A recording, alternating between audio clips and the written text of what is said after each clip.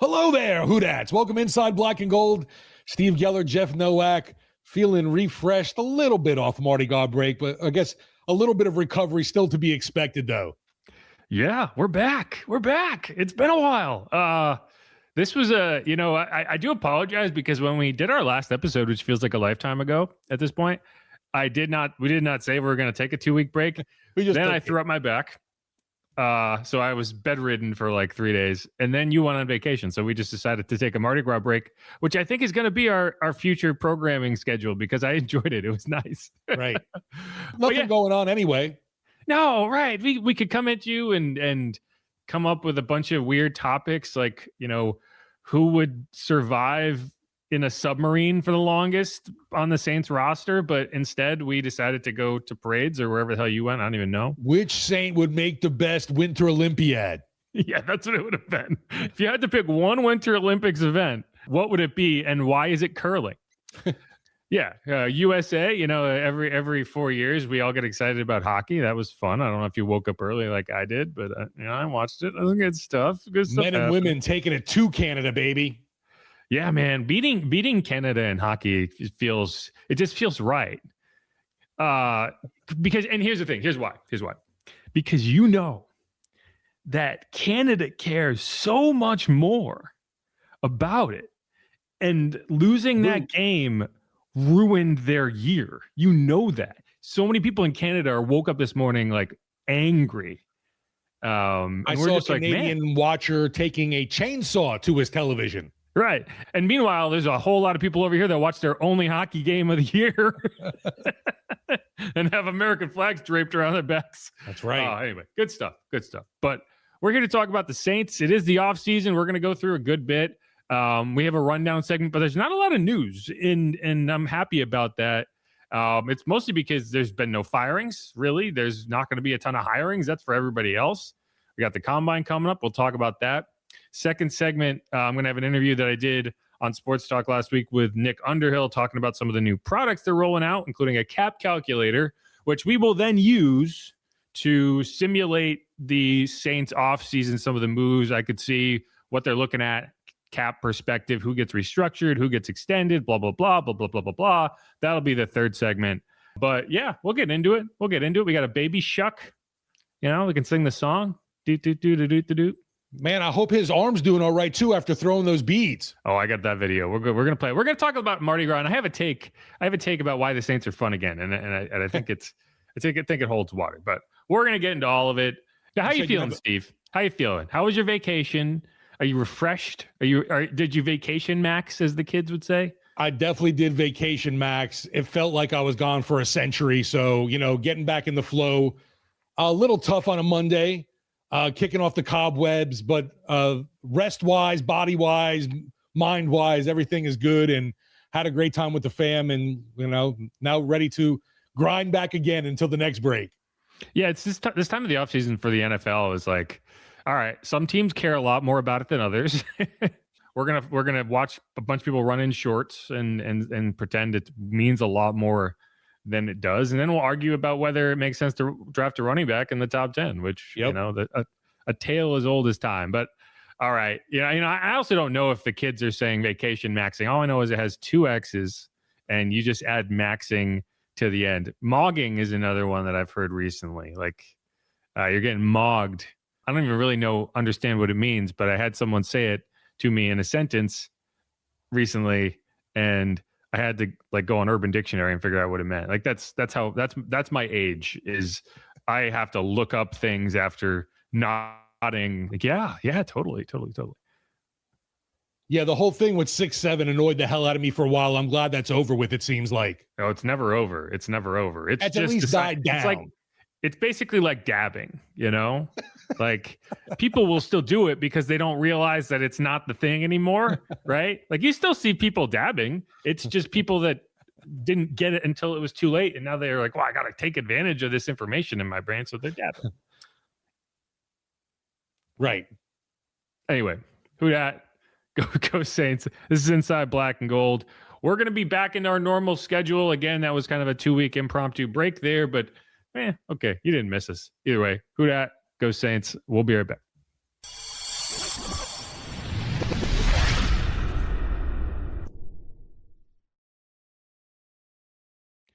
And we're back on Inside Black and Gold. Jeff Nowak here alongside Steve Geller. Our first episode of season 5 of this podcast, in case you were wondering. We always reset technically our season ends with the Super Bowl and restarts with the first episode after the Super Bowl. I've been doing this for 5 years, which feels weird to say. But I didn't bring the champagne. With all the champagne was spent during Mardi Gras. It's true. When the Saints, did you keep up with the Mardi Gras experience? I know you weren't here for Fat Tuesday, but did you get an eyeball on how many Saints were in parades this year? Oh man, it was awesome. And yeah, unfortunately, my usual Saturday of Endymion didn't work out.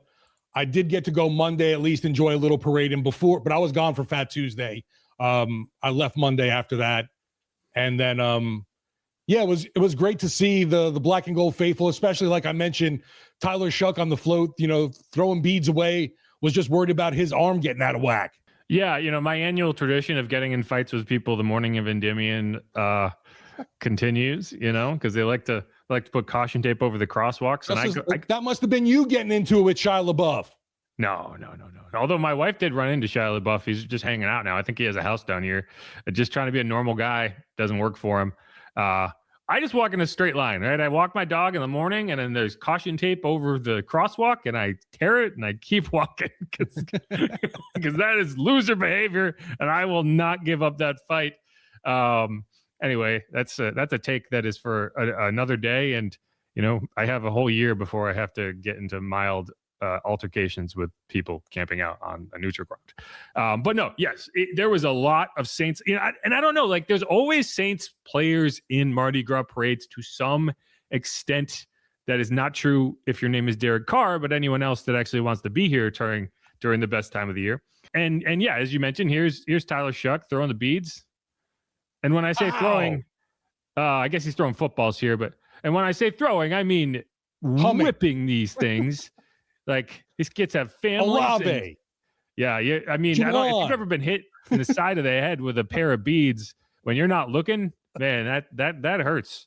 I saw somebody get bloodied by a wooden spoon that was thrown during muses. Wow. Because it had a duck on the bottom, which is sharp. Anyway, but yeah, you had Tyler Shuck in the Pygmalion parade. You had Cam Jordan, who was Grand Marshal for the Crew of Allah. You had Justin Reed in a parade, Tux, I think. You had Isaiah Stallbird, who was throwing whole king cakes into the crowd, or at least one. I saw the video of one. Then you had on Tyler Shuck's float, as we showed you, you also had Will Clapp, Eric McCoy, Nick Saldiveri, Maliki Madavau, and Foster Morrow, which is an interesting combination. You get the tight ends and the jumbo tight ends in the center. And then I think there was one more, and I'm blanking on it. But it was cool to see all of these players kind of embracing the situation. And I think it's also indicative of people are starting to love the team again. And I'm not saying they were ever stopped being fans of the team. Right. But there's this kind of symbiotic relationship between the Saints and the city. And it felt like for 4 or 5 years, the negativity around the team was a lot more palpable than the excitement about Saints football. And that wasn't always the case, but it became the case after about 15 years of success and prosperity. You kind of turned into this, man, when are we going to be good again? Are we ever going to be good again? Are we ever going to get out of this hell of, we might get to 8 and 9 and have a chance to win a bad division. And I feel like we're getting out of that. That's kind of where I'm at with it. I agree that dark cloud over the black and gold faithful, it's not all negative. There's still going to be people bitching about the ownership or Mickey Loomis or whatever player on the roster. But for the most part, things swayed when Shuck took over for sure. Yeah, and it's funny, we have a Drew Brees clip I'll play here. This is from the Saints.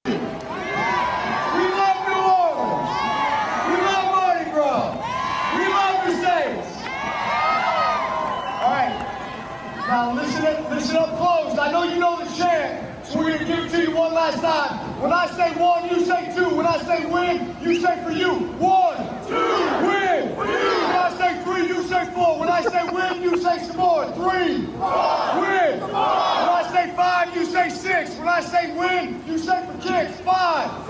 Win. When I say 7, you say 8. When I say win, you say it's great. 7.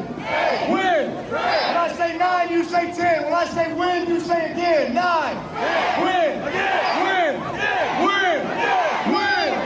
We always want to win for you. We love you. Thank you. Even Brittany was looking like, my man is crazy. He really wants to make that happen. and the thing is, it's telling of how much this city loves Drew Brees that they're willing to play along for that amount of time. And because I was there for that. I was in one of the boxes at Gallier. And it was like, God, it's too much, man. This is too much. And it was too much when he did it at the Superdome too. Right. But they at least put the script on the video boards, which God bless whoever made that executive decision, because that's just not a good chant. It's not. It was fun when it happened, and when like things that are not perfect can work when everyone's bought in. And that's just a good example of that. And I think we're getting back toward the era where you can have fun with stuff again, right? And in the NFL, there's this kind of cyclical nature, and I guess it's true in all sports, but it's really apparent in the NFL because of how many games there are and how invested you are every week, because it's just one game a week and you can talk about it, build it up, and then go and then watch. Whereas like NBA, you play 3 games a week, baseball, you play every day. It's like you don't get as invested in that one game the way you do in football. And when you're as good for as long as the Saints are, you kind of develop into this area where being okay is not acceptable. Just winning the division and losing in the first round isn't acceptable. It's a disappointment. Even winning one game and losing in the whatever, like you're like, man, we are Super Bowl or bust. And that's a disappointing place to be when suddenly you're not that anymore. And there's no winning because the best you could hope for is 9-8, and you win the division and you're angry about it. They went 9-8 with Derek Carr and Dennis Allen, and it was miserable the whole time. And as annoying as it is to kind of watch that kind of settle back down, we are now in the area like the Panthers are right now, where it's like, man, if all they did this year was go 9-8 and win the division and then get to the first round of the playoffs and lose, success story. Everyone's thrilled. Everyone's in love with the team and Tyler Shuck, even baby. Yeah, right. And then the next year after that, okay, you have the window where you could even win a wild card, win 10 games, win the wild card, someone else in your division wins. But you go to the playoffs, you win a game, you move forward, you lose in the divisional round. That's still a success story. Like, wow, great. And then the next year you get to the NFC Championship and lose. So you have like 3 to 4 years where all you have to do is take incremental steps forward, right, and people are thrilled because it's fun. And we remember what it was like when it wasn't fun. And so it's cool to be back at that point where you can see the ramp up in front of you, as opposed to the feeling that you're rolling down a hill uncontrollably. And that feeling from both DC, Derek Carr, and then, with DC and DA, Dennis Allen, both moving on, also help lift some of that negativity. The D's with bags. And I'm hoping that one D with the bag does come back. Anyway, but yeah, so like that's like my point is the Saints are fun again, and it feels like they're being embraced by the city, and they're embracing the city, and that's why you're seeing them all in parades, and they want to be involved with the city, and the city wants to be involved with them, and hopefully that continues, and they win games, and we can get excited, and it becomes an event to go to a Saints game again, as opposed to a chore, which is what it felt like a lot of the last few years. Oh, man, at those early game days too, it's like, oh man, we got to do this again. Well, it wasn't. I mean, it's always been a job for me. I'm talking about the fans in the building. Like why does your stadium get taken over by opposing fans? Because they want to buy your tickets, and you kind of don't even really want to go, so you'll sell them. As long as you're getting a good number back, you're going to sell them. Whereas like when the Saints were good, people weren't selling the tickets because they wanted to go to the game. Anyway, so let's just kind of run through the rest. So a few other bits of news. Baby Shuck, which we got a picture here of Grayson, I believe his name is. Grayson Dubois Shuck, which is a really solid Southern name. I was going to say, Shuck even embracing the Southern, there's new Southern roots with the middle name of Dubois. I mean, I think Arizona is technically in the South, right? I mean, he's always been Southern, just a different, not a Gulf Coast different kind of South, right? Yeah, but yeah. So, congrats to the Shuck family. We knew it was coming. He told us it's going to be a Mardi Gras. It's a Mardi Gras baby. So that's every year. I've always been jealous of the Mardi Gras birthday people because it's like you're going to have parades that you can basically like own as your own as yours. This is for me. Yeah. Okay. And as you mentioned, Derek Carr, this is a couple weeks old. We haven't recorded a podcast. We haven't really talked about it. He went on a podcast with David Carr, which that entire podcast annoys me every time I see it because they're just not relatable in any way, but they have a podcast. And I know they have subscribers to the YouTube channel. I get it. So, but it's not a good podcast. But at least the news they're spewing out right now, I'll take it as a positive. Well, it is funny because my question is, who is this podcast for? Because it feels like the podcast is for just people to kind of happen upon and like, oh, that's a Derek Carr update. Like that's all it is. And the update is Derek Carr will come back and play if it's a situation that works for him. And he said his arm's feeling good enough and whatever. And I'm all for it. Give us a 5th round pick. You can have him. Yeah, I think it was the hilarious part was them going back and forth of, true contender that they're only going to play for, the brothers there chiming in. And it's like, what true contender needs you, Derek? Yeah, that duo of former NFL starting quarterbacks has a combined 0-1 record in playoff games that they started. So you have that for them. But yeah, they're Super Bowl or bust is kind of what they're saying. And here's the thing: the Colts, sure. I mean, that would probably work, right? The Vikings, sure, that would probably work. And you could say, hey, they're good enough. Like they have the weapons. They were a playoff team, or they should have been a playoff team if they had the quarterback. Blah blah blah blah blah blah blah. The Colts seem very happy to go with an old guy. By the standards of Phillip Rivers, Derek Carr is a youngster. So it is what it is. Yeah, I don't know if you consider Pittsburgh. Well, yeah, I mean that's definitely. I mean, there's teams on the list, right? It is what it is. If you can get a 5th round pick back for him, I'm all for it. If it's a 6th, I'm all for it. If it's a 7th, go fuck. I'm all for it. If it's literally anything, I'm all for it. Give me something for nothing. I think if he plays, they'll get a cap rebate too. I don't know the exact mechanics of that, but they should get some sort of compensation for him playing because they've already paid a lot of that money, and they will have been. The old joke of a couple of bundles of cash and a kicking tease. I'll take even. I don't care anymore. Yeah, like in the old ABA days, where they would like trade people for washing machines and stuff like that. Yeah, like resod the practice field, and we'll be and we'll call it even. Perfect. Right. But no, so that's all. There really hasn't been much news. I think that's kind of all that's worth talking about. You got the NFL draft.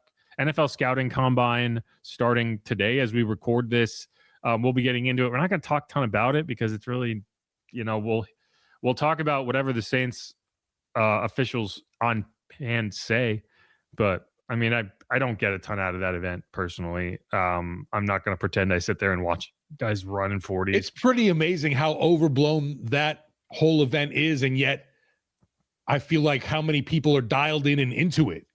Yeah, I mean, it's something. It's if you're starving for NFL content, it's something. But I'm more of the I will check the results afterward type. I'm not watching guys run 40s. I'm not doing the workouts. If there's a player that I am interested in as a candidate, as a prospect, I'll go back and find the videos of their workouts and kind of get a look at it. But even that, like that's what the Senior Bowl. One of the values of the Senior Bowl is you're actually playing against other people.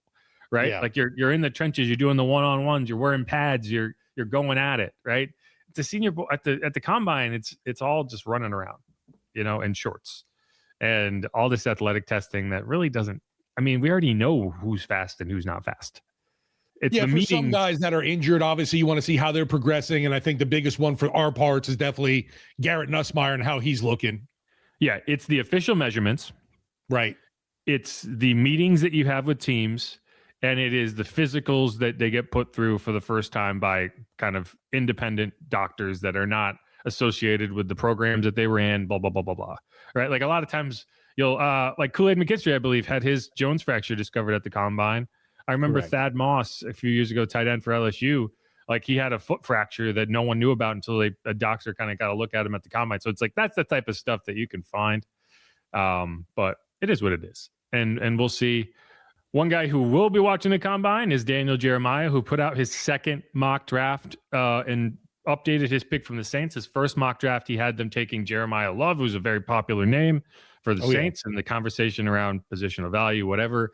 Second mock draft, he went with Mekhi Lemon, wide receiver from USC, who I've seen comped to Amon-Ra St. Brown, and I hate comps like that because it's like if he went to Tennessee, would we be comping him to a Tennessee receiver? Like I think you're only comping him to Amon-Ra St. Brown because they both went to USC. Either way, this is what Daniel Jeremiah had to say about the Saints prospects when he was asked about it during his annual conference call with the media.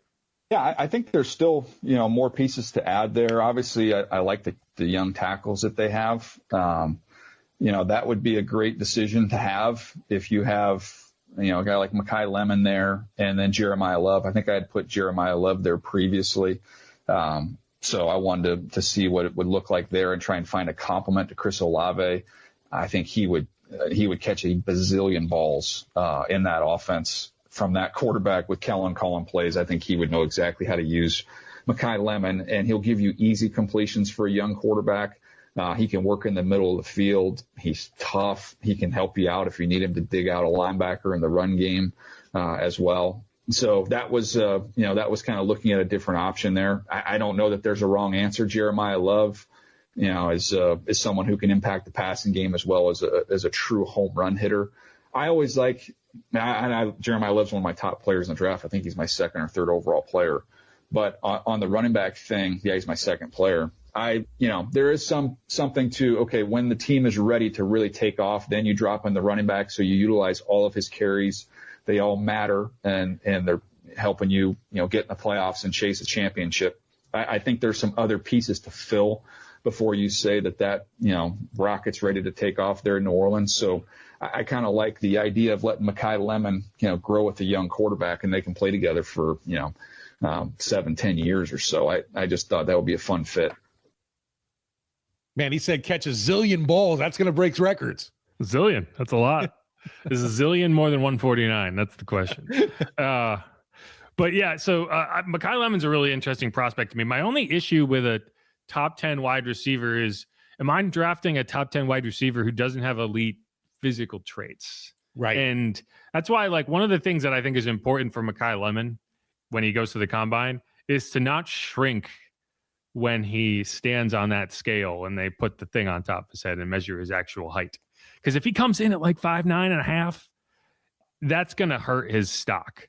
Because he's listed at 5'11", 195, and he's built pretty stockily. So I wouldn't be surprised if he's more like 5'10".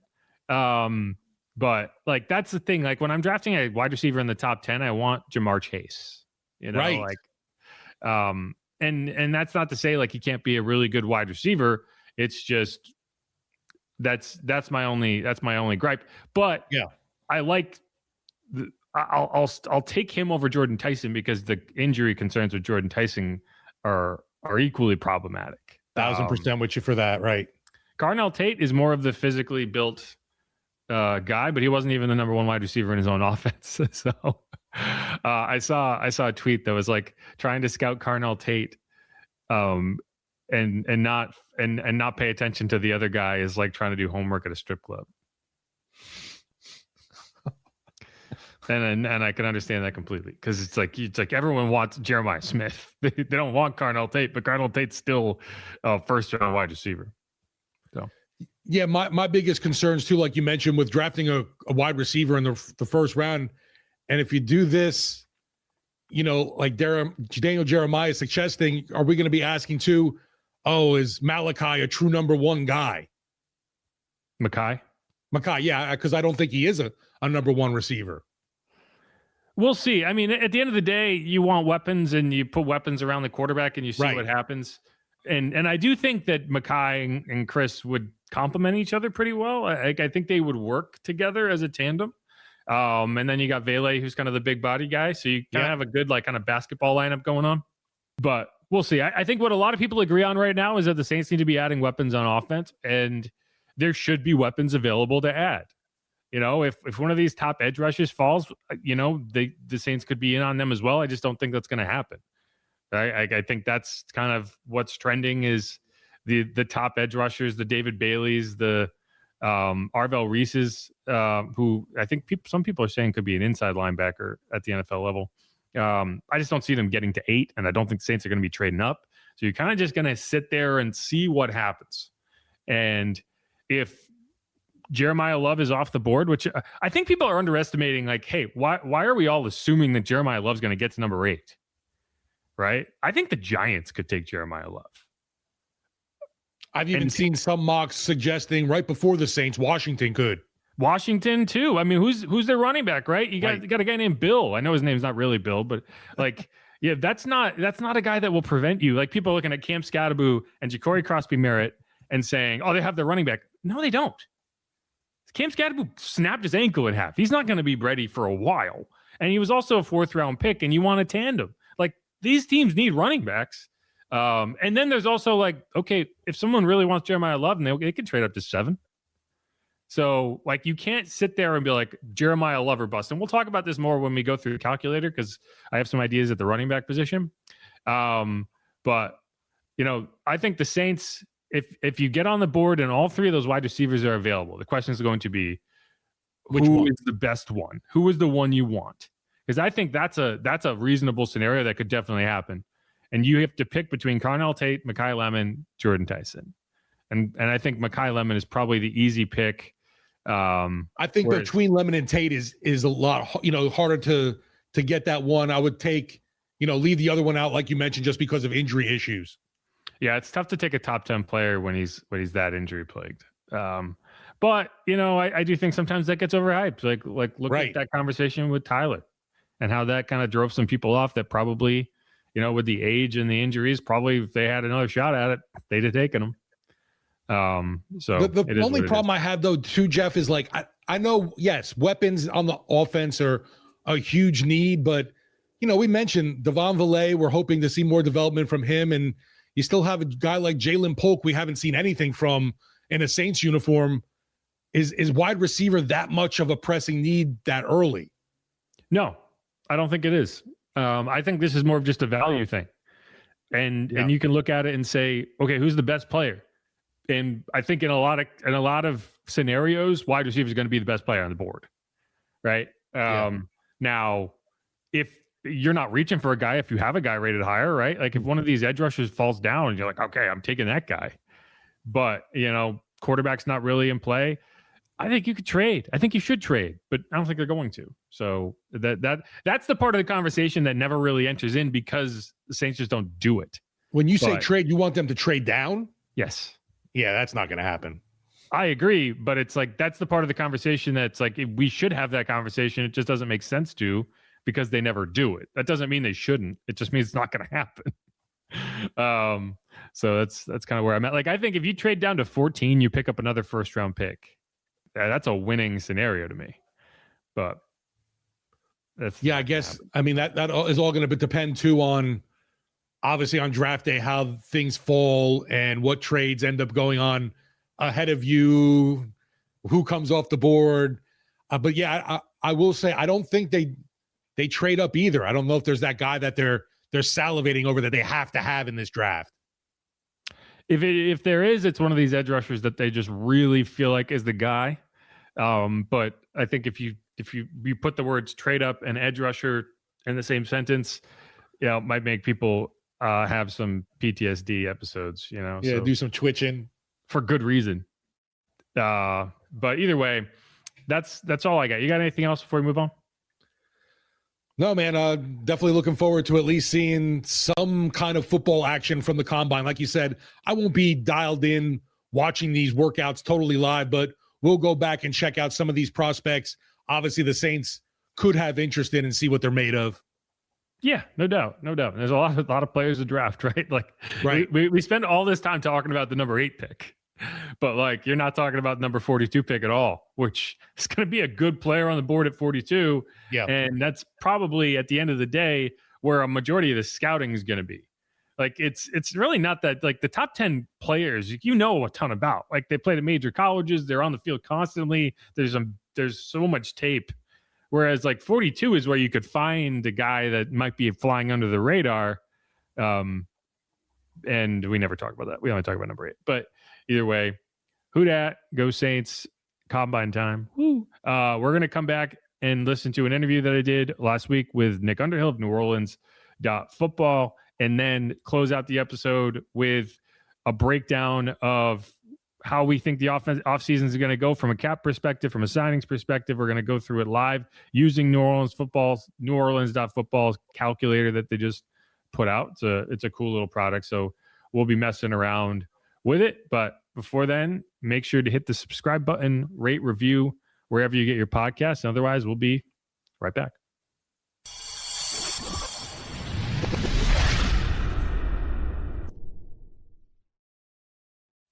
And we're back on Inside Black and Gold. Jeff Nowak here alongside Steve Geller. And now I'm going to kick Steve out of the frame because he was on vacation last week. And we're going to throw to an interview that I did alongside Charlie Long with Nick Underhill of NewOrleans.football. He was nice enough to come on the radio and we chatted about the calculator he put out, some thoughts on the Saints offseason, yada, yada, yada. Enjoy. On the line, Nick Underhill. Calling you a reporter kind of feels reductive these days. All the things over at NewOrleans.football. How you doing, Nick? Thanks for the time. Yeah, definitely a reporter.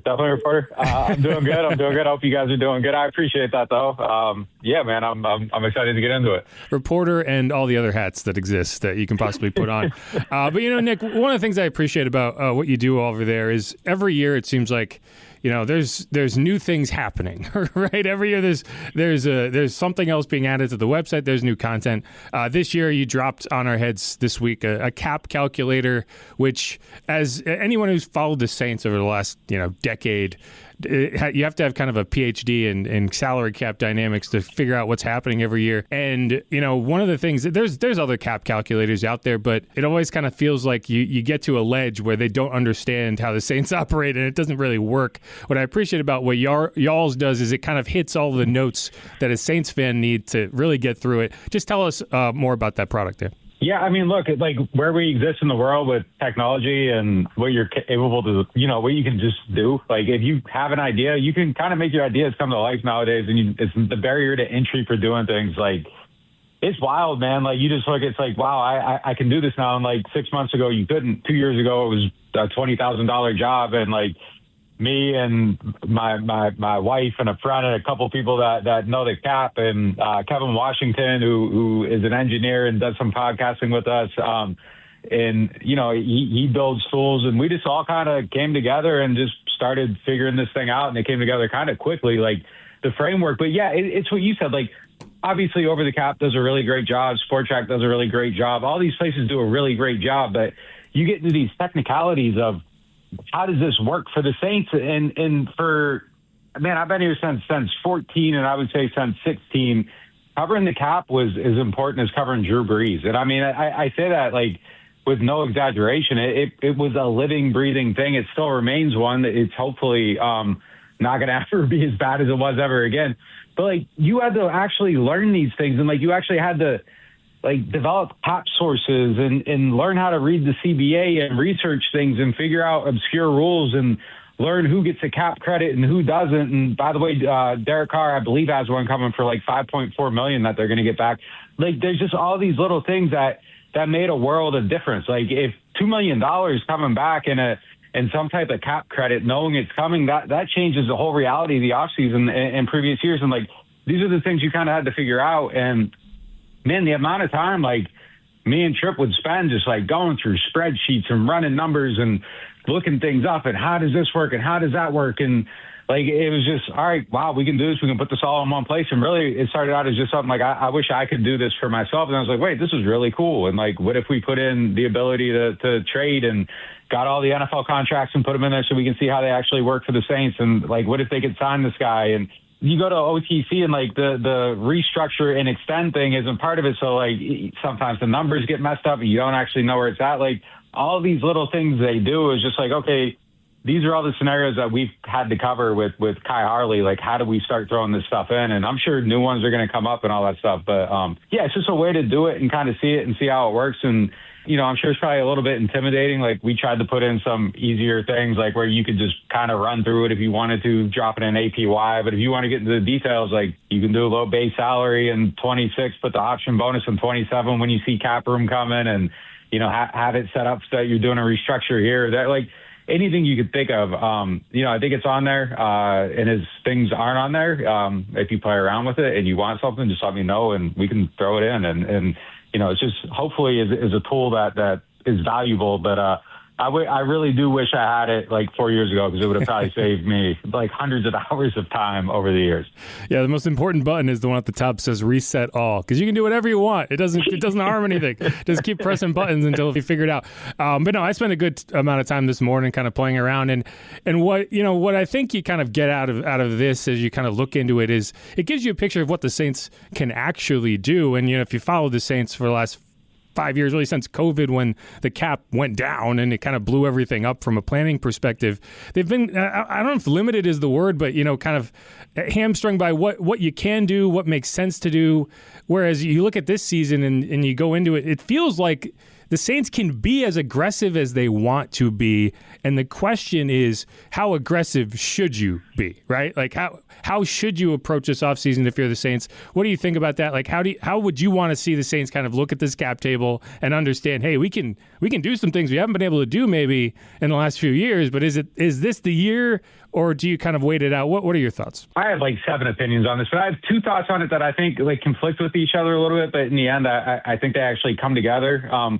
You know, like one thing is I don't want to see them like spend a ton of money like on older players, but like just in terms of like longer term investments, like if you found like a Stephon Diggs and you felt great about it, yeah, like I don't know that I want them throwing huge money at top of the market free agents that are like 32, 33, 34, but I'm also totally fine with them if they wanted to like overpay like a Khalil Mack or somebody that's an older player like on a 1-year deal, because they feel like a stopgap is better than overspending on a 27-year-old that you got to pay $25 million a year, but doesn't actually solve your problem. And you're still looking at it like, man, I wish I could be a little bit better there.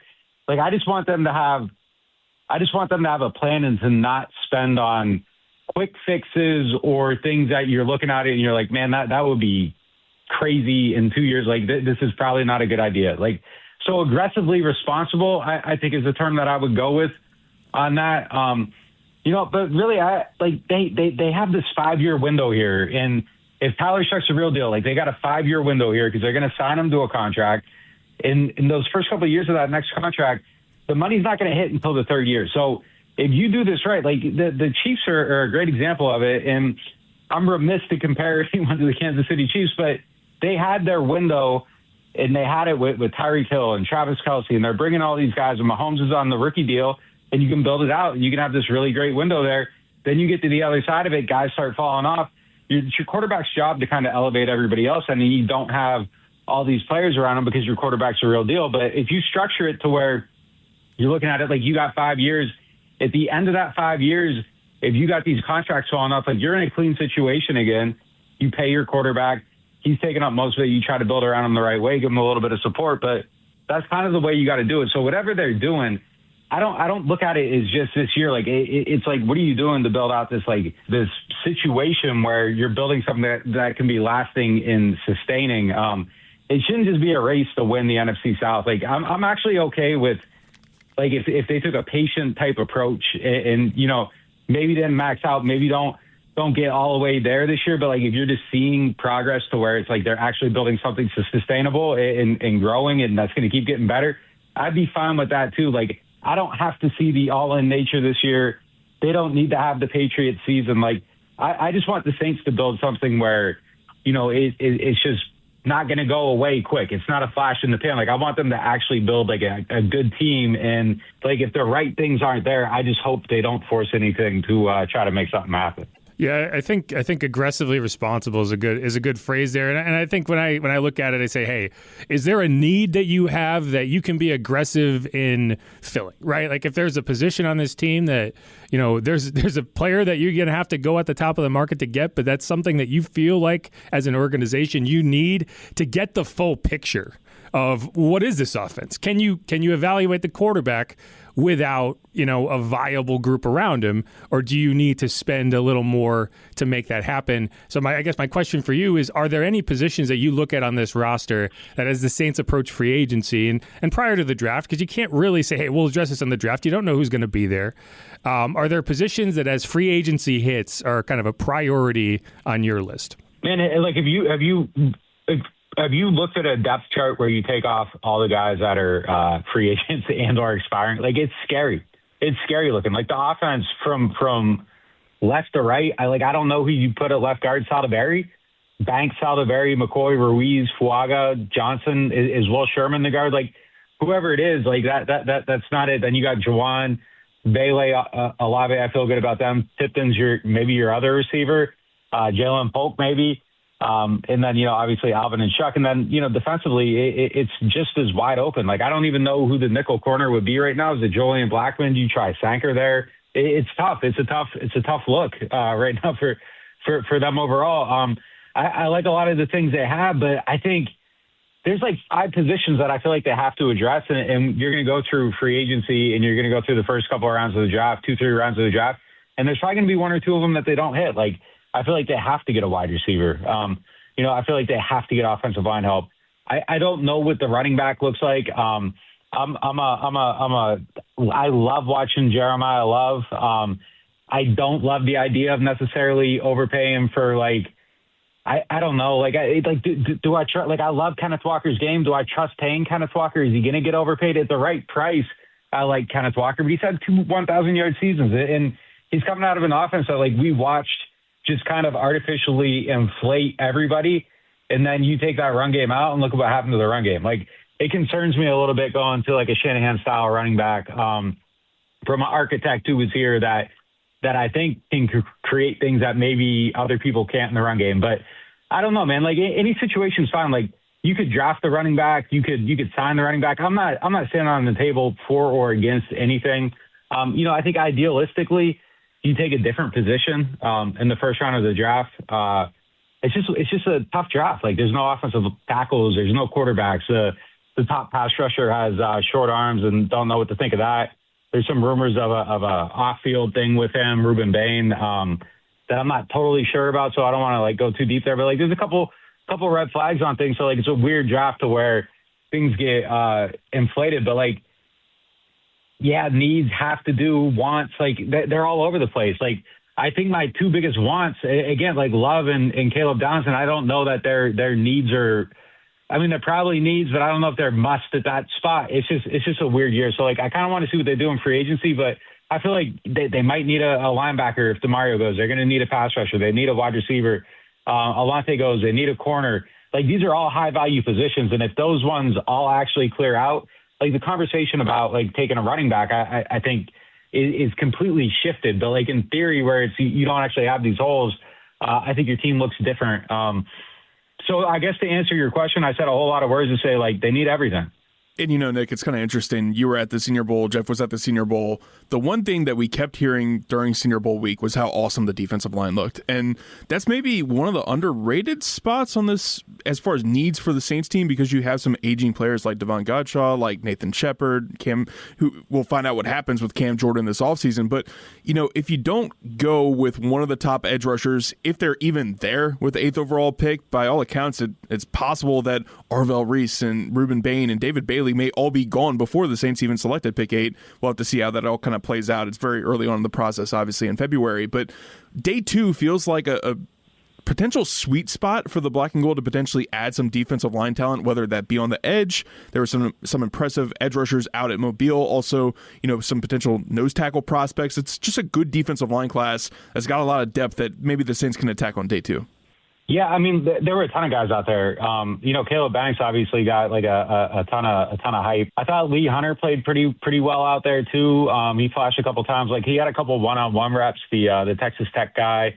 The guy from Missouri, I thought played pretty well. Zion Young kind of stood out a little bit. And then, like you said, the edge rusher too, like going back to the very first thing we were talking about, like overspending on that position. Like if you went out, you get $25 million, you spend it on a guy and he's like not getting a ton of production. Another, I don't know, like just somebody that's not a long-term answer where we're sitting here next year, like, yeah, they got decent depth, but they need to get a headliner at that position. There's some guys there this year that I think like day three, you might be able to hit on somebody. The Tennessee edge, Joseph is a player that I think, had decent sack production. The numbers don't pop off the page. Name's escaping me. Starts with the V. Illinois. He was at the Senior Bowl. Gabe pass Akers? rusher. He had 11 sacks this year, I think. Didn't do much against the run. But he was out there, I believe. But yeah, I mean, there's a handful of guys that I think you can get in the third round, second round at those positions. Maybe even a fourth rounder. Like, it's deep there. I think that's a place where you can wait and be patient if you're on at the top of the draft. Arvell Reese is super interesting to me too. Like, I've been hearing from some people that they have him as an inside linebacker on their boards, marked with some flexibility. I guess that's probably depending on what scheme you're running to, and I think this one's wide open. So it'll be interesting. That's something I'm going to be looking to try to hear about at the combine next week. I mean, that's usually where a lot of these like rumors start coming out, and you start being able to put the picture together a little bit. But yeah, I'm with you, man. Like, I think this is a good year. Like, and DT's a position that they got to hit too. Like, I put that on that list of things with all of them. Woods is obviously the top guy at that position. I wouldn't hate him at 8 either. Like, there's just so many things that I feel like they could do at that position in the draft. And yeah, if they want to wait, I think there's some D linemen that you can hit on. Idealistically, I'm kind of a simp on it. Like, I just want to see like some offense getters for Shuck. I want it to look a little more exciting. But I mean, like, if you're actually building a team and the right opportunities there, like, you can do freaking anything there. And I think you hit on a need. Like, the only position I would actually take off the board in the first round is quarterback. Like, you can do anything else. And I think it would make your team better. So they're in an actual unique position to just go BPA. And I think they can do it in every single round. Like, there's so much stuff they have to do that there's almost nothing that they have to do, which is like a very weird paradox. Obviously, free agency's got to hit, but all their draft mistakes, I feel like, over the years, and you guys can tell me if I'm reaching here or overstating things, not all of them, but like many of them have come when you go back and you analyze it and you're like, why did they do this? Well, they went into the draft like saying, got to take this position, doesn't matter who's available. Trevor Penning, trading up, got to get an offensive lineman. Davenport, have to have the pass rusher because there's no other way to answer it. And I can actually defend the logic on that one because of where they were at and where their cap was at. Like, they were never going to be able to pay a pass rusher. But like, so many of these misses that I feel like they've had that have cost them have come at times where and not even misses, like some of the hits that just weren't major hits. It's just got to take the fourth best offensive tackle because there's no offensive tackle and there was no other answer. And that's the flip side of this cap situation, is that you don't have to weigh positional value at like a ridiculous offset because you don't have money to go out and sign players. Like, you can now draft Caleb Downs as safety, who, those are cheaper on free agency, and go out to free agency and spend the money on the pass rusher because your cap's clean next year and you don't got to pay a quarterback. So I think you're just thinking in the broad strokes on what you can actually do with your team building is significantly altered. And like, I'm curious to see what it looks like going forward. I don't know that we've seen the full Ireland. I think just because of some of the stuff that they've had to do in the draft at different times. And, I think it just changes their free agency philosophy and all that. Like, so it's a different time now, man. Like, I'm eager to see how things play out over the next couple of months. Yeah, we can overcomplicate a lot of this. At the end of the day, add good players and good things usually happen, right? But all right, that's it. Nick Underhill, reporter, does everything else over at NewOrleans.football. Check it out. Cap calculator, all that good stuff. Thanks so much for the time, man. Really do appreciate it. Yeah, take it easy, guys. Thanks for having me. Thanks, Nick. All right, great stuff there. And I agree with a lot of, like, there's so many roads ahead for this Saints team. You just got to be smart about it. Mike says it all the time when we're talking about the draft. This team is not one player away. Sure. So I like what Nick was saying there about going BPA every round. Basically, every pick, you just kind of go with the best guy on your board. Trust your scouts. Yep. trust the scouts that put together an awesome 2025 draft class to do it again in 2026.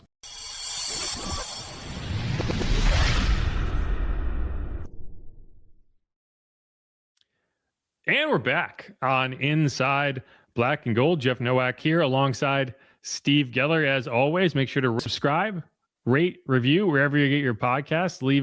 Let us know what you want to see more of this year. This is season 5 of the podcast. So we're going to be trying to find some new wrinkles. We need more wins. Throw at you.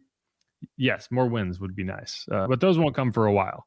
Well, we'll win the draft and then we'll win the games. How about that?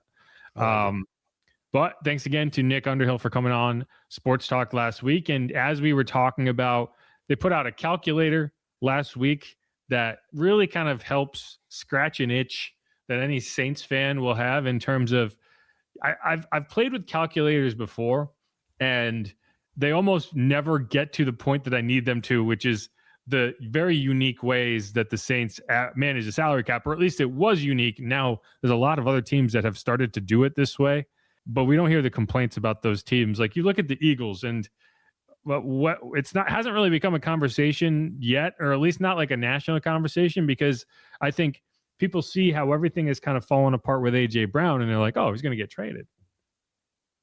No, they can't trade him. Or at least not without incurring massive dead cap charges that no team wants to accept. And there's going to be like the Bills have looked at that. Look at the Chiefs just restructured Pat Mahomes' contract for like $60 million, something in that range. Like the restructure and void year combination is going to be more and more popular across the NFL. And so they can all thank the Saints for that, because they were the first team to really start doing that as their main strategy. It is nice though right now to not hear Saints and salary cap hell in the same sentence. Yeah, I mean, realistically speaking, and that's kind of what we're going to go through, is the Saints can be as aggressive as they want to be in this offseason. And the question is going to be, okay, exactly how aggressive is that? All right, so let's flash up the actual calculator, which you can check out yourself over at NewOrleans.football. If you just open up the hamburger menu, it'll be on there. It's called Cap Calculator. And so, yeah, this is basically what it is. And I know the text is a little bit small, but I'll be describing this to you, and anyone who's listening on the podcast won't be able to see it anyway. But we'll kind of go through it. And so I have my plan here already kind of sorted out. And so what we'll do first is we'll look at, okay, what are the obvious restructures? Like, who are the restructures that are definitely going to happen, right? And so you can see the Saints have $311 million cap liability. Or sorry, the Saints have up to $311 million they can use in the cap. Total cap, $317 million. So they're about 6.39 over the cap. They have about $65.5 million in dead money, and they have 66 active players. You need to sign 90, but only the top 51 will count against your actual cap table until the season starts. So where are we going to start? Well, okay, the most obvious, Chase Young. He's going to be on the roster for a long time. So we're going to restructure that deal. We're going to move it over 5 years. And so so you can see here, it says the amount to convert. That's 11.8. That's the simple restructure. You could theoretically extend players and restructure more, but we're not doing that. We're just restructuring over the simple amount, which is you're basically just turning base salary into signing bonus. That becomes guaranteed money, and you move forward and you spread that over a maximum of 5 years, which you will get to through the void years. So we'll commit that restructure, and voila, you're in positive cap space. Like, you are one restructure away from being in the green from a cap perspective. That doesn't mean that's all you need to do, because you're going to have to create space to sign players, which I'm going to be pretty aggressive signing players. You're going to need to create space to extend whoever you want to extend, blah, blah, blah. We'll get to that later. But the others that are definitely going to happen, Carl Granderson, $8.6 million restructure potential. We're going to take advantage of all of that and move forward. Eric McCoy, I know people are probably going to say injury prone, blah, blah, blah. You're still going to restructure that deal. He's still one of the top centers in the NFL, and you're just going to bank on the elbow injuries not being a recurring theme If it was knee injuries, if it was something else that, if it was a back issue, if it was a degenerative thing, I think you might be looking at it differently. But okay, we're gonna find a way to get that elbow working properly, and you're gonna restructure him and save $8 million against the cap this season. The only other one that I'm 100% confident is going to happen is Juwan Johnson, a player that you signed last year to a big extension, responded with a career high in catches, targets, yards. He's going to be a big part of this offense for the foreseeable future. So that's another restructure where we're clearing $7.2 million. So those 4 restructures, and you have now cleared $22.19 million in cap space for this season. It's a pretty good start, wouldn't you say? You making Mickey and Kai's job look easy? Just click. Yeah, it's that simple. Just click and you're good. Right. You're good. Those are the obvious ones. Those are the definite ones. The next 2 are probably going to be a bigger question, but I do think they're probably going to end up happening because I want to get aggressive this free agency, and there's some positions that I want to play at the top of the market at. So I'm also going to restructure Cesar Ruiz. That's going to clear $7.6 million. And if you have to move on after this year, you have to move on. I'm not saying that he's going to be on the roster forever, but I'm okay with it because you're going to clear all this dead cap this year and you're going to move forward. And you can eat that next year if you need to, because you're not dealing with Derek Carr's money. You're not dealing with Ryan Ramchik's money. So I'm restructuring Caesar for then 7.6, and I'm also restructuring Pete Werner, which should save me about $5 million this year as well. So I'm looking at $32.2 million in cap space. So You're right there. You are in a good situation where you can do a lot of what you want to do. 2 other moves. I am extending Cam Jordan and I'm extending Demario Davis, and understand that when I do this, it will actually save me money because it will push the dead cap charges that would hit this season on to next season. So I'm going to come here. I'm going to extend Cam Jordan. He's going to be on a 1-year deal with 4 void years, and probably going to be a little bit more expensive than last year because he took a pay cut last year. He ended up being about $6 million with $2 million in incentives, and he hit most of those incentives, and it ended up being about $8 million. So I think this year he's probably going to push for, hey, I want $8 million with the incentives on top of that. So I'm going to say 1 year, $8 million with, I always have to remember how many zeros, with only about $5 million of that guaranteed. Okay. And then the last move here, I'm also extending Demario Davis. I know, there's some conversation about, hey, will he test the open market? I mean, he may very well test the open market. If I'm the Saints, I'm okay with giving him like a 2-year, $15 million extension with most of that second year not guaranteed. But that's about what you're talking about is $7 million, give or take, right? So 2 years, 3 void years. So let's say $7 million,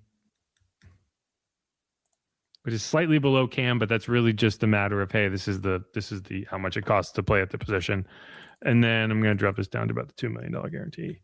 And you can mess with a lot more. You can say, hey, I'm going to take this base and move it to that year, but I'm not messing around with any of that. To apply that. So you're at about $42 million, right? With not any real painful moves right now. Right. Like you didn't expect that. You didn't restructure Alvin Kamara. You didn't restructure like Godshaw, Shepard, any of these older guys. These are just kind of easy to stomach restructures. So does that all make sense? Definitely. What happens if we get like a Taysom retiring? That's already accounted for here. This is all in 2026. He does not have a contract, so his cap number is 7.76. It's all voiding. Gotcha. Right. The retirement is a little complicated, so they're going to have a couple. You'll probably set it up so that it would base his, assuming he retires. Either way, it'll end up going as a post June 1 cut, right? Like it'll functionally be the same thing. If he decides to retire, and we've seen this happen in the past, the Saints could just drop his base salary down to the veteran minimum, and so they can hold it and not count against the cap until the new league year. It's what they did with Ryan Ramczyk last year. It's what they did with Malcolm Jenkins, what they did with Drew Brees. You still have to pay the total amount of dead money, but the way the accounting sets up, it just makes it easier to manage. Now, if he decides to play somewhere else and does not retire, then he would not agree to that, and they would just have to cut him and make him a post-June 1 cut, which you can go ahead and do that here.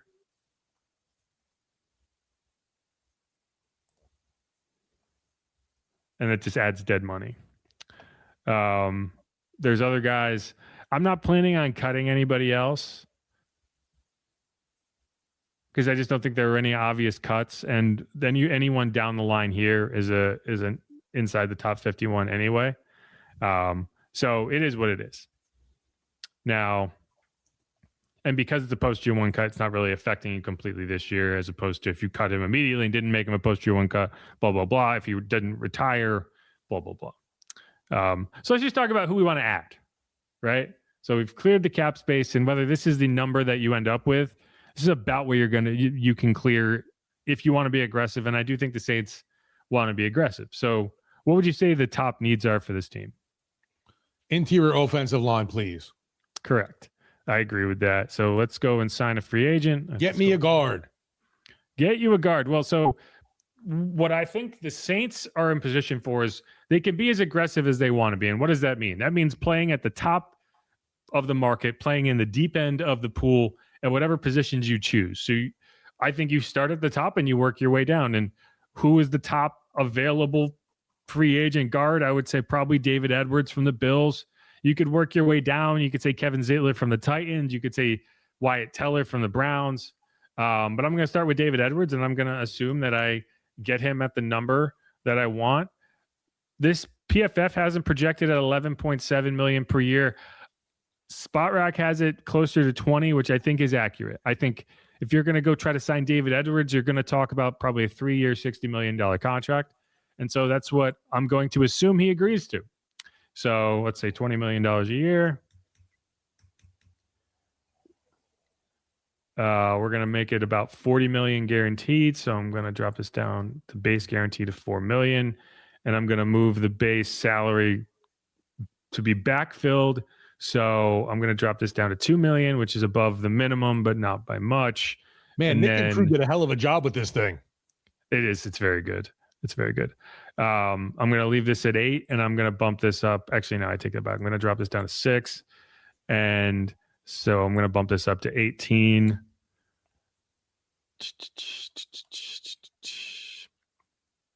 And I'm going to sign that player. And so that eats a good chunk of that cap space, but you still have room to play with. And keep in mind, if you want to extend Chris Olave, if you have to sign your draft class, like the numbers don't always account for everything. I'm not going to go through the mechanics of a Chris Olave extension in this exercise because there's just a lot I don't know right now about how the fifth-year option is going to impact that. He's already on the roster for $15 million a year, so the Saints don't really have to mess around with it until they're comfortable to do that. So this could happen way at the end of the offseason, after free agency, after the draft, after you have a picture of how much money you have this year, who's on the roster, et cetera, et cetera. So that's number one. Need fill. You got the top guard on the market. You signed him to a $20 million average deal, which is a big money deal for a guard, and you still feel pretty good about where you are. Next biggest need. Defensive tackle? Nose guard? I don't know. Like I think that's probably something I look at in the draft. I would go running back. I think I got to figure out my running back position and understand that like I can go sign a running back and still draft Jeremiah Love. This is not going to preclude me from drafting Jeremiah Love, but I also can't guarantee that I get a viable running back in the draft. What if Love is off the board at 8? What if I get to 42 and I don't really like any of the backs on the board? What if I get to my 3rd round pick and I don't like any of the backs on the board? Then I'm sitting there with Alvin Kamara and Devin Neal as my running backs. Like I have to find a viable option. And so I'm going to assume Kenneth Walker gets franchise tagged. I'm going to assume Breece Hall gets franchise tagged, and I don't really have a shot at them because I think the Seahawks and the Jets would be foolish to not either extend those players or franchise tag them and then extend those players. So I'm going to go to my next target, which is going to be, I got to scroll down because I'm so far zoomed in. The Louisiana kid coming home. I was going to say, we know this name very well. Travis Etienne Jr., who's right in the middle of the market. And I think would fit well with whatever I'm trying to do. Even if I draft Jeremiah Love, I have 1 year left of Kamara. I have Devin Neal as kind of depth, but I would love the I hate that his name is Love because I can't just say I would love stuff. I think the tandem of Love and Etienne would work perfectly. And it would just be a question of how you split it up. And if you did do that this year, you would have Alvin Kamara on the final year of his contract, almost certainly his final year as an NFL player. And so it would take some of the pressure off of Love to contribute immediately, to be a pass protector immediately. And he would just be a guy that you can work in and figure out. And then when one guy gets hurt, which running backs always get hurt, then you would have a premium option to throw in there, and suddenly it can be his job. Think about how things were with Mark Ingram, Adrian Peterson, and Alvin Kamara when Alvin Kamara was a rookie. Like, you were comfortable going with Adrian Peterson until it became very obvious that you weren't going to go with Adrian Peterson anymore. Right. But you still wanted that tandem. You still wanted those names, right? So Travis Etienne, we're going to put 2 years on it. PFF has it at about an 11 million a year range. I think you could probably get Etienne at 9, 10. So if I'm going to make it a 2 year deal, 3 void years. I'm going to put it at 10 million per year. And we're going to guarantee about 3/4 of it. So we'll call it 13 million guaranteed. We're going to move the salary to backload it like you do. So it's going to be 2 and 6. Is that all right? Yeah, because it's spread out over the void years. And we are going to sign that player. So now we're down to 26. Man, you got this front office thing down pat. Yeah. And so there's 3 other players that I want to go sign. So let's just do that.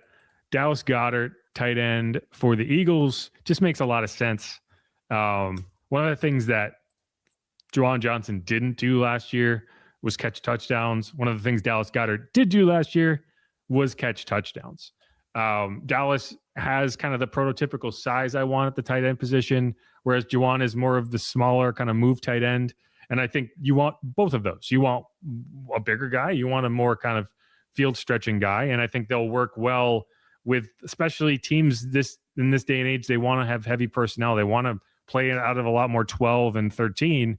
And Dallas would allow you to do that. And obviously familiarity with Kellen Moore, won a Super Bowl with him as the offensive coordinator. So he's just an obvious candidate for me. So I'm looking at it and saying average per year, I want about 8 million, I think would be reasonable, maybe 9. So let's say 9 just to be safe. And we'll guarantee 12. We'll push this back and say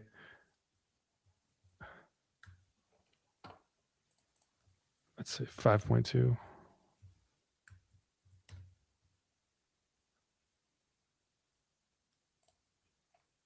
And this is where the void years come in handy, because you're looking at it and saying, okay, this is only costing you however much in that 1 year. Yeah. 2 other players I want to sign.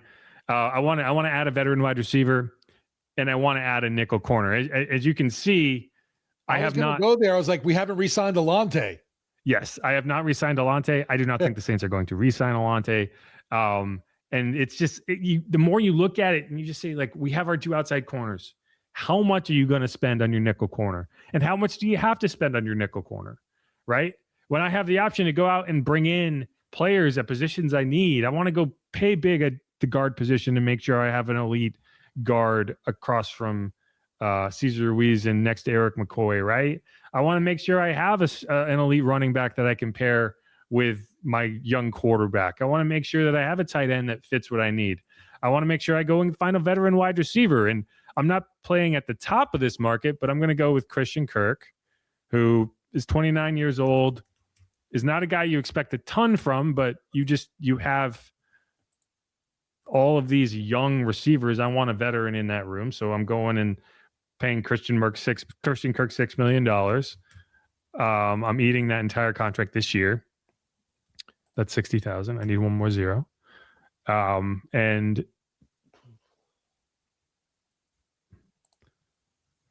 I'm not going to guarantee the full salary. I'm going to take $2 million off of that.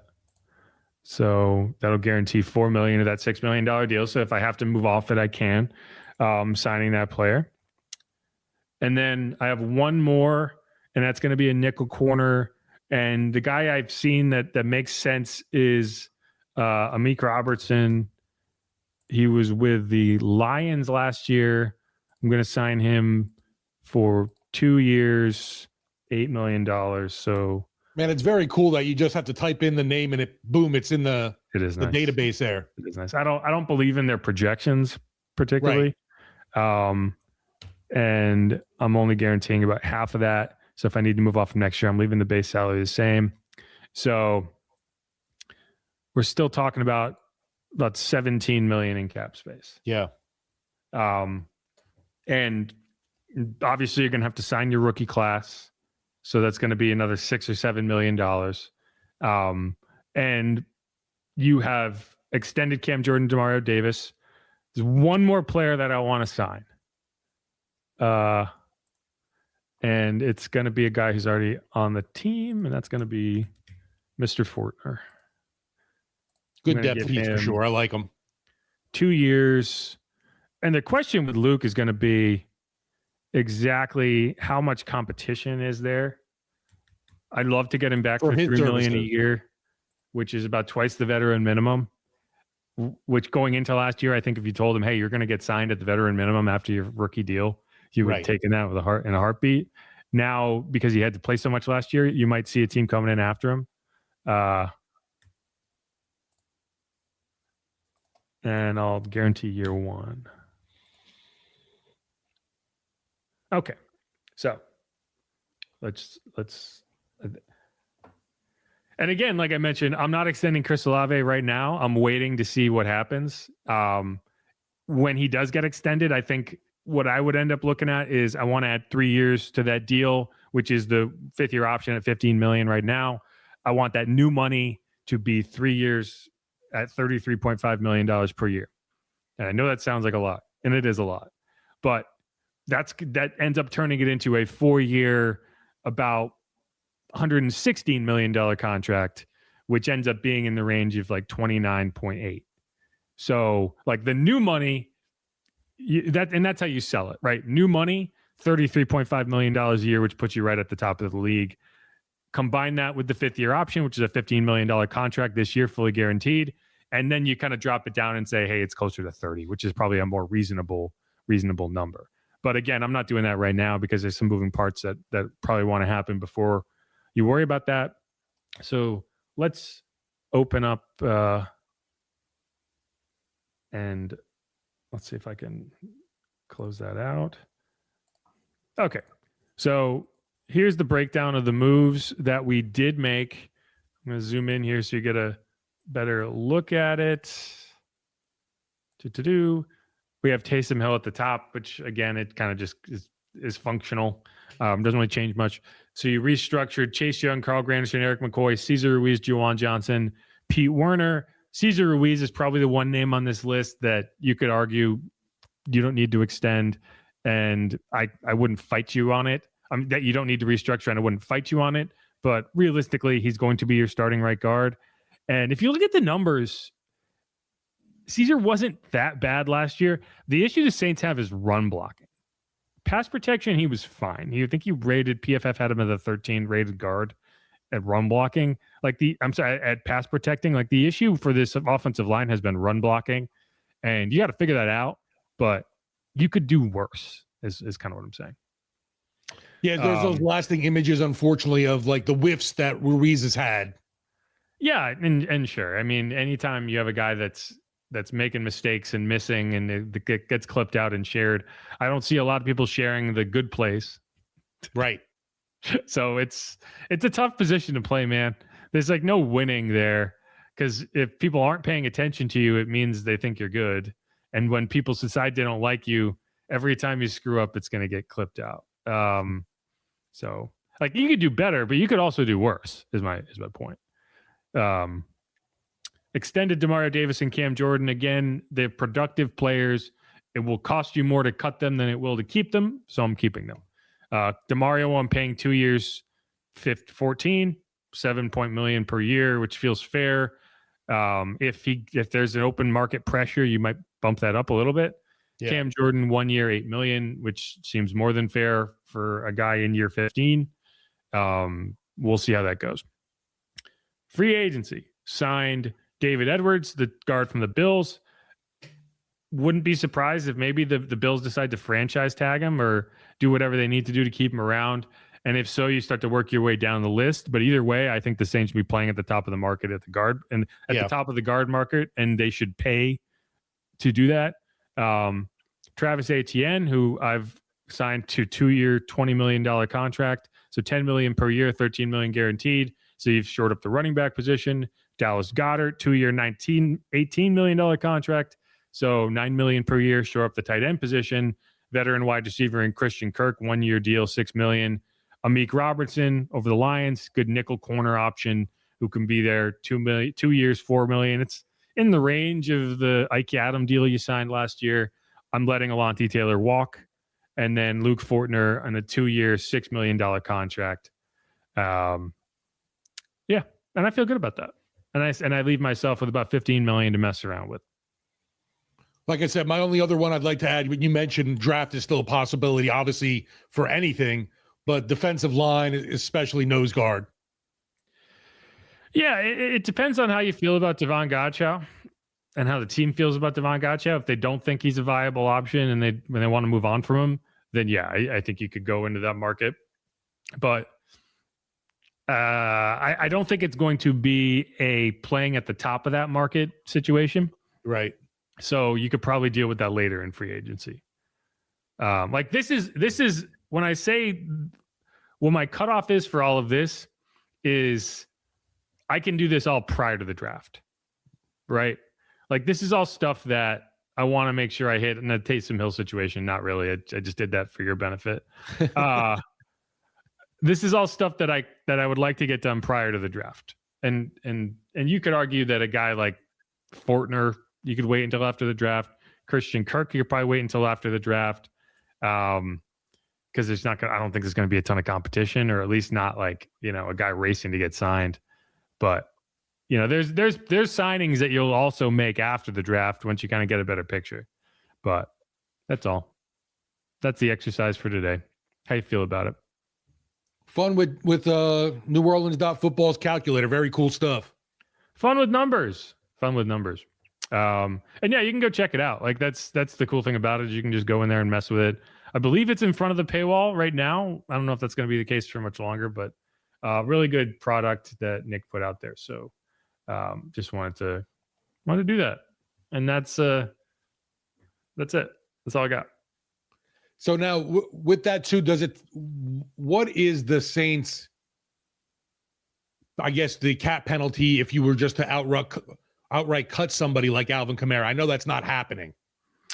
Yeah, it's funny that there was a list that NFL.com put out of cut candidates, and Alvin Kamara's name was on it. Oh, wow, really? Yeah, and I understand why, because you're looking at a guy who did not have a very good season, who's due however much money, and you feel like, hey, they can draft his replacement and move on.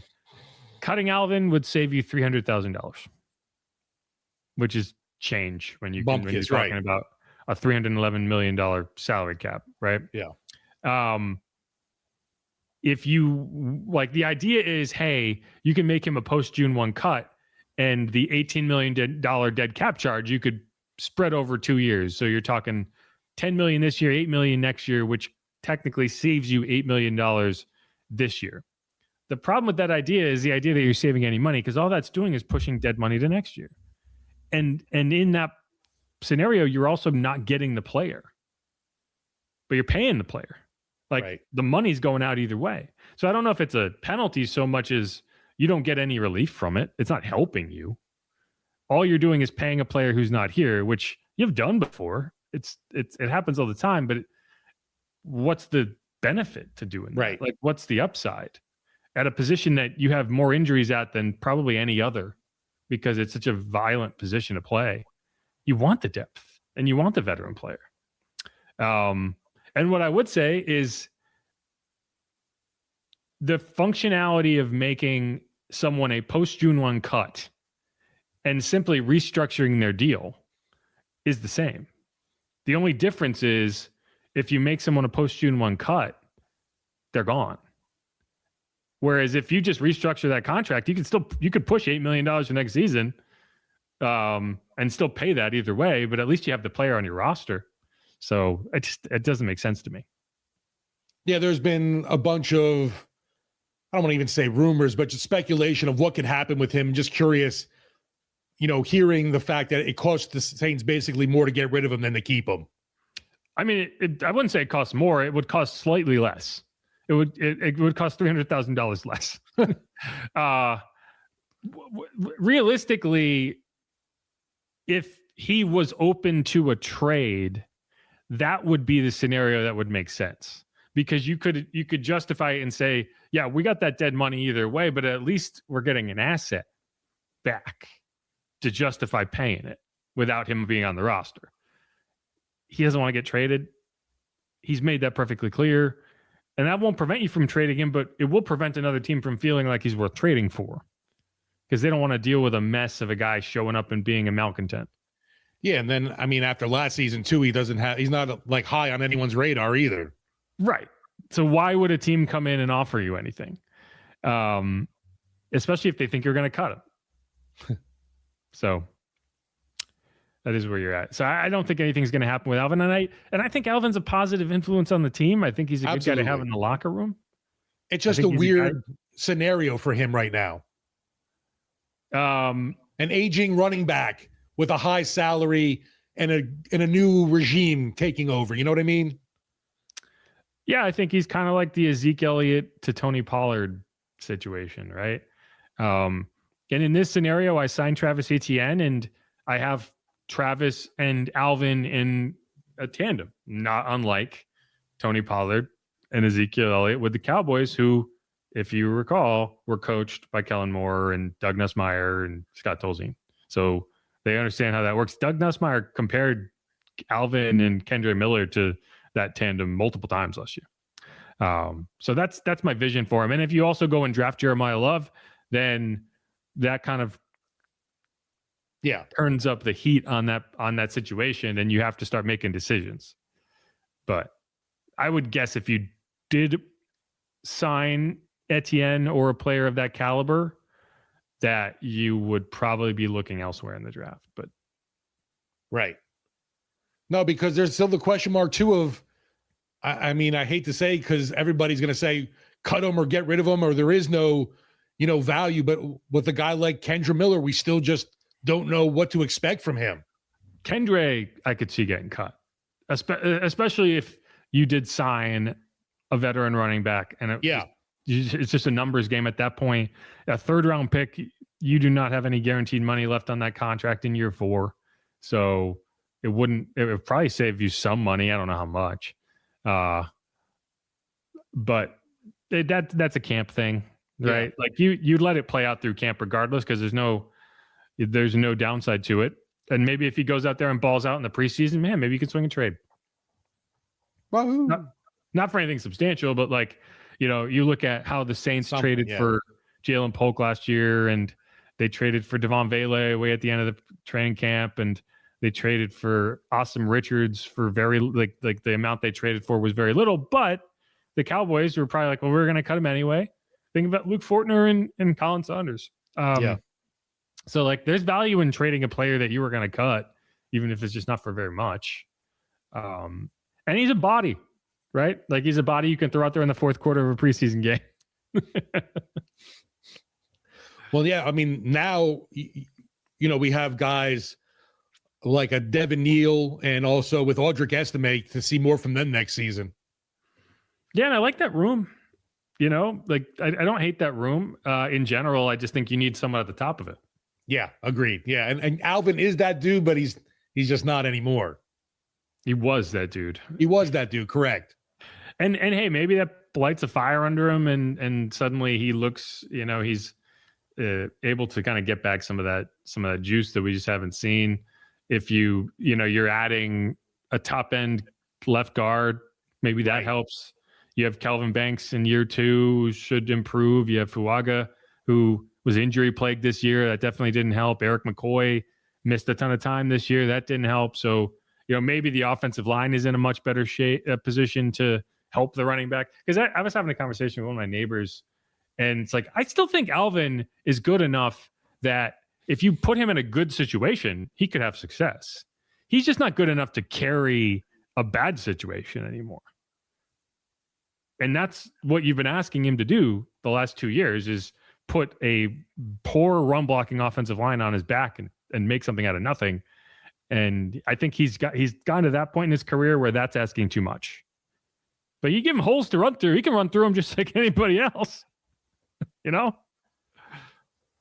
the line definitely, I'm assuming, had a lot to do with it, but that magic from Kamara just hasn't been there of recently. I don't know if that wall he's necessarily hit at as a running back. I don't want to believe it, but it sure seems like it. Yeah, and I don't want to see him playing for anyone else either. Like, that's the homer in me. Like, right. Even if someone offered me like a 7th round pick, I'm like, I don't want to see that. So not that I get to make that decision as much as I pretended I did when I was doing it. I was going to say, I don't know. Mickey's probably like, Jeff's got the salary cap down. I'm taking off. I don't think so. I only know enough to be dangerous. I'm sure there's like 90 things I just said that were wrong. But either way, right. He'll look at your numbers that you were plugging in from everybody and be like, what is this shit? I'm sure a lot of people will. I'm sure that'll be 90% of the YouTube comments is how stupid I am. But that's it. That's our welcome back episode. Thanks everyone for sticking with us. We'll be kind of back on our normal off-season schedule, and we'll ramp things up as we get closer to the draft and start doing, some more intense episodes. We do have to do a mock draft, like a real mock draft, not the Senior Bowl mock draft. So that'll probably be our next episode is a mock draft. Maybe we'll do 2 rounds just to, I don't know if we get like one pick is always tough. I get bored. I want to do more. Right, but then doing a whole draft gets ridiculous too. Yeah, I don't want to do any 7-round mocks. Maybe we'll cap it at 3 this year. Although I have been pretty good at the late round picks over the last few years. Like, I had Christian Boyd in our 7-round mock, which is like, okay, nice pull. Happy birthday, Christian Boyd! Right? Yeah, I think the Saints posted that. I had Maliki Mataval last year. So all these Senior Bowl guys. It's an easy bet because it's like, okay, what do they need, and who was at the Senior Bowl? Right. Ding. Winner. Plug them in. Like my Senior Bowl mock is a good example of, okay, I would bet that 2 of the players I put in the Senior Bowl mock are like 6th and 7th round picks for the Saints. Just because that's how they operate. But all right. Anything else? No, man. Glad to be back and in the flow again. We're doing it. We're rolling. I got new beads in the background, feeling good, feeling the flow. It's a crawfish boil. There you go. You can see the lobster in there and the onion. Anyway, who dat? Go Saints. Be easy, y'all. Thanks for hanging out. Later, who dats?